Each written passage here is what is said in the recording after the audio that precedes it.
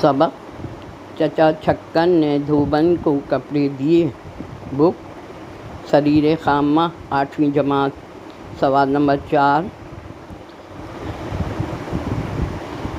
جملوں کو آسان فہم انداز میں تحریر کیجیے۔ سوال نمبر 3، الفاظ اور محاورات کے معنی اور جملوں میں استعمال کیجیے۔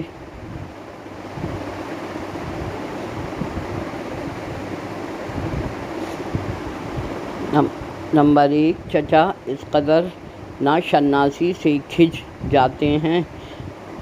عام فہم الفاظ میں چچا اپنی عزت نہ ہونے سے ناراض ہو جاتے ہیں۔ نمبر 2، لیجیے صاحب، حسب معمول سارا گھر چچا میاں کے گرد جمع ہو گیا اور آپ نے سنانے شروع کر دیے اپنے احکام۔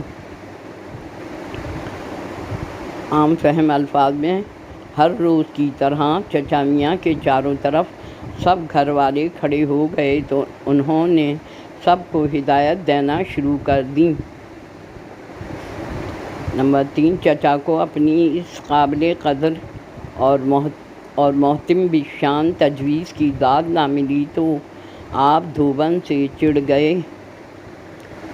چچا کو اپنی بہترین اور عالیشان رائے پر تعریف نہیں ملی تو وہ دھوبن سے چڑ گئے۔ نمبر 4، بندو کی کیا مجال کہ میاں کی تردید کرے، بندو کی کیا حیثیت کہ وہ میاں کی بات کو نہ مانے۔ نمبر 5، صورتیں سب کی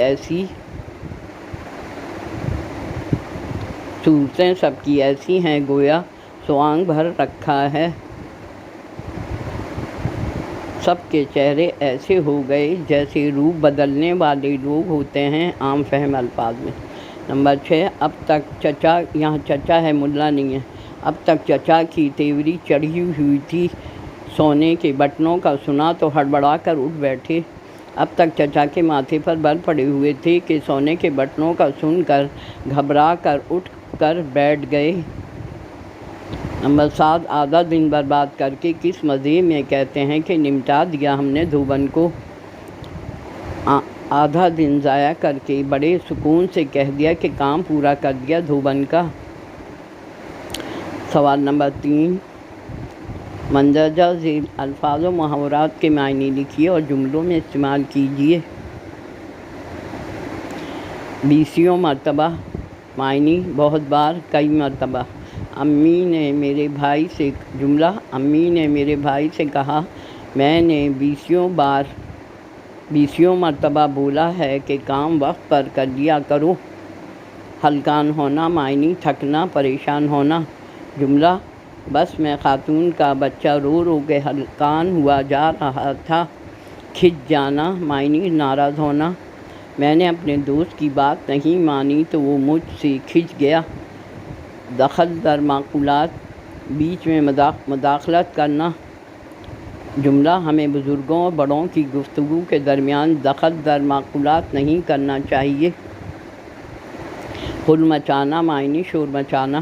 گلی میں کرکٹ میچ کے دوران بچے بہت غل مچا رہے تھے۔ سوانگ بھرنا، بھیس بدل کر فریب دینا، معنی بھیس بدل کر فریب دینا۔ سرکس میں کام کرنے والے سوانگ بھر کر لوگوں کو محظوظ کرتے ہیں۔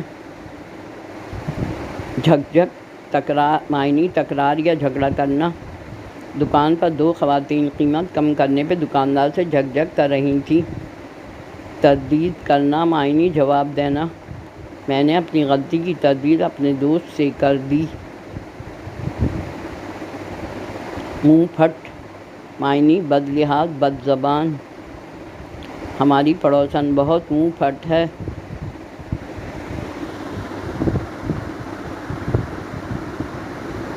قیامت گزرنا، مصیبت یا آفت کا آنا، سیلاب میں لوگوں کے گھر گر جانے سے ان پر قیامت گزر جاتی ہے۔